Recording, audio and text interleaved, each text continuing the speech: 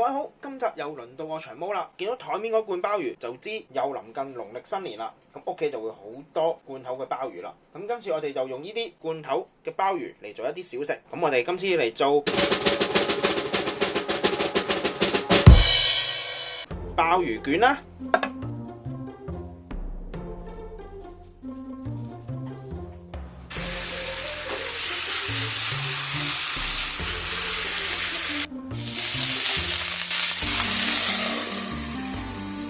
一開始我哋先做咗個皮，首先我哋將麵粉倒入個盤度，然後用手喺個粉嘅中間度開個窿，加入蛋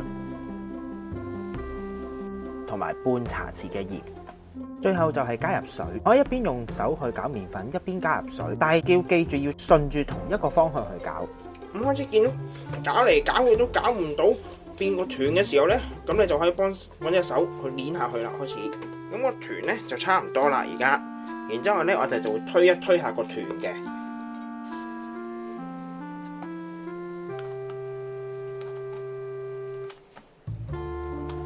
將兩邊折翻入嚟，然後再推。咁呢個時候咧，我哋就將佢捲翻做個波波。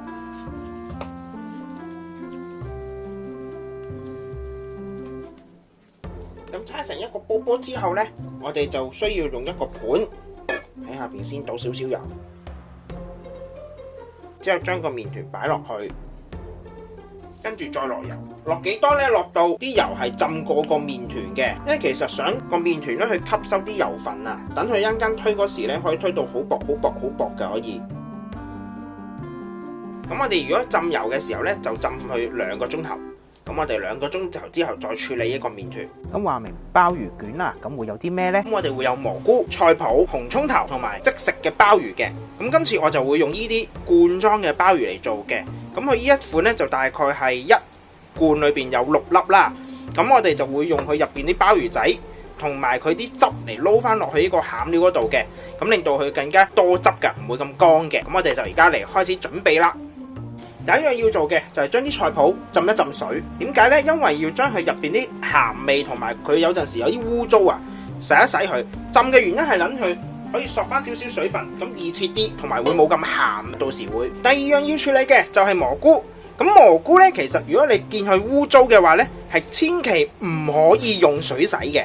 因為蘑菇如果水洗咗之後呢，佢啲水就會入咗去，會索咗啲水分。到你煮嗰時呢，就好似蘑菇湯咁樣噶。咁如果你要清潔呢個蘑菇嘅時候，我哋只能夠用廁紙將表面抹一抹去。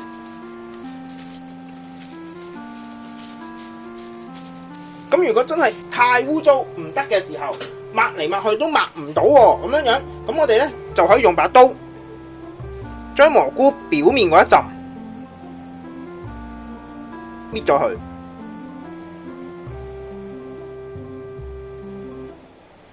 咁就變咗一粒白雪雪嘅蘑菇啦。之後就將隻腳仔掹咗佢，咁就得噶啦。接住落嚟，我哋要做嘅就係將蘑菇切做粒粒。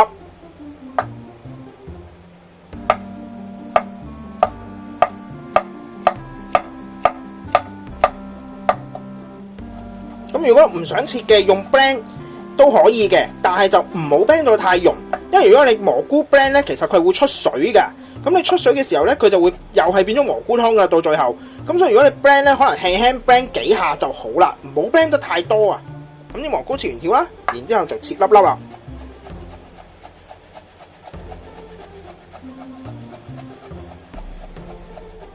咁就大概可以噶啦，因為其實蘑菇唔使切到好溶嘅，因為其實你煮嘅時候咧，大家都知嘅，蘑菇佢會收水，收水嘅時候啲蘑菇就會縮到好細嘅。咁如果你切到好細粒嘅時候咧，咁你變到好似成劈嘢咁樣噶啦，咁就冇乜嘢咬啊。到時候，因為其實你鮑魚咧佢係比較硬少少，但係如果你連蘑菇變咗一劈嘢嘅時候，咁就唔會咁好食嘅。咁所以其實我哋係會將蘑菇切到一粒粒，咁仲有少少嘢咬下咁樣，咁就會最好噶啦。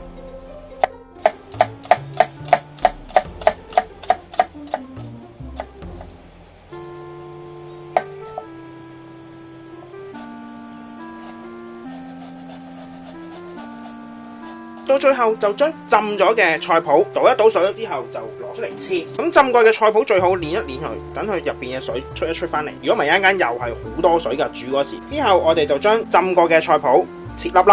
菜脯嘅作用咧，其實係令到整體嘅口感咧會多一個可能有爽口嘅感覺啊。因為蘑菇煮完之後咧，佢會係腍晒㗎，咁所以就會落翻少少菜脯。咁另外菜脯亦都有調味嘅作用嘅，因為佢有少少鹹鹹地。咁而家我哋就炒一炒我哋啱啱切完粒粒嘅材料啦。我哋將啲菜脯倒落去，我哋首先炒香咗啲菜脯先，跟住我哋就將紅葱頭倒埋落去。咁將紅葱頭炒到去黃黃地嘅時候咧，我哋就可以落埋蘑菇。咁落完蘑菇嘅時候，就要繼續 keep 住個大火啦，因為而家時候蘑菇係會出水嘅。咁我哋會炒到所有嘢變乾身為止。嗱，可以見到其實蘑菇而家已經出緊水嘅呢一度。咁所以我哋要繼續 keep 住個大火。咁調味方面咧，落鹽嘅話咧，一定要等蘑菇出晒水先可以落鹽。如果唔係咧，一路炒一路就會出水啦，出得好勁添，仲要係。咁到時又係變蘑菇湯噶啦。胡椒粉。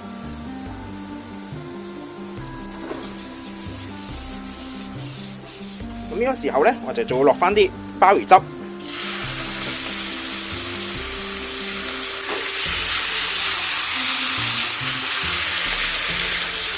其實個作用係等佢啲蘑菇可以索翻啲鮑魚汁啊。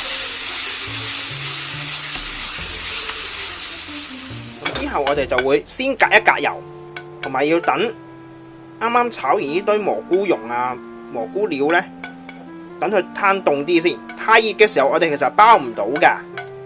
咁跟住咧，分 portion 大概分到20至30 gram 一粒。咁我哋要兩邊都飲一飲油嘅，等佢油潤，同埋冇咁易黐個砧板。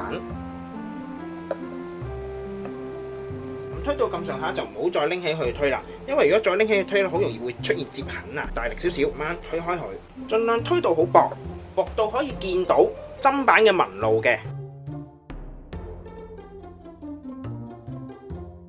俾大家睇睇，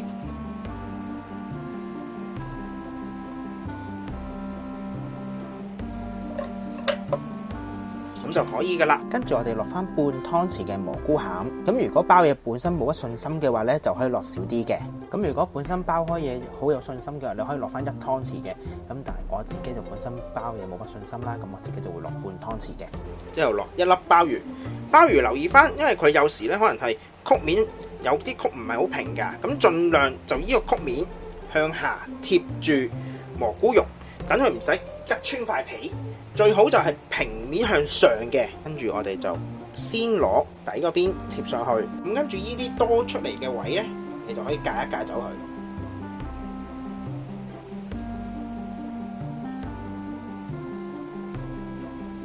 之後將側邊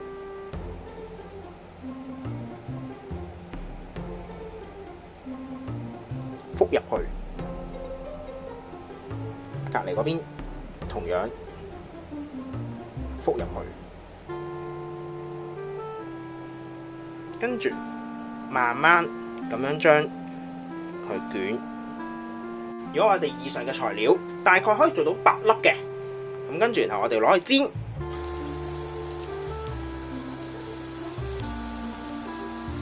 反一反，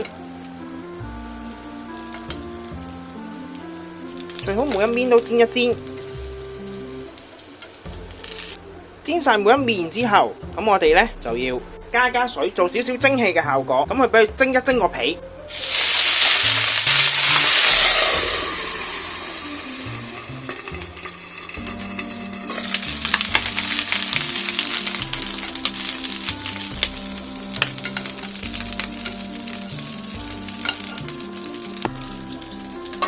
再焗一焗，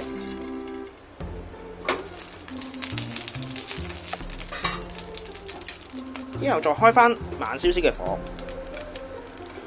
將個皮啱啱索嘅水分煎返乾少少。咁呢個就係鮑魚卷啦。咁而家我哋攞1粒嚟切開睇睇，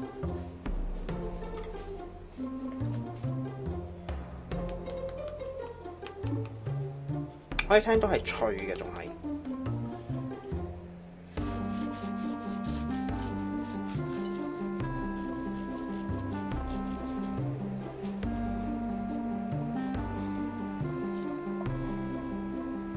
咁就可以睇睇啦。見到入邊仲係好多汁嘅，唔會太乾。咁樣就完成噶啦。咁祝各位農曆新年快樂！今集亦都差唔多啦，多謝各位嘅收睇。詳細嘅食譜我哋會 post 喺 Facebook 專頁嗰度，有興趣嘅話，各位可以上去查閱。另外，如果中意我哋頻道嘅話，希望你哋可以訂閱我哋嘅頻道，以作對我哋嘅支持。希望大家中意啦，我哋下集再見，拜拜。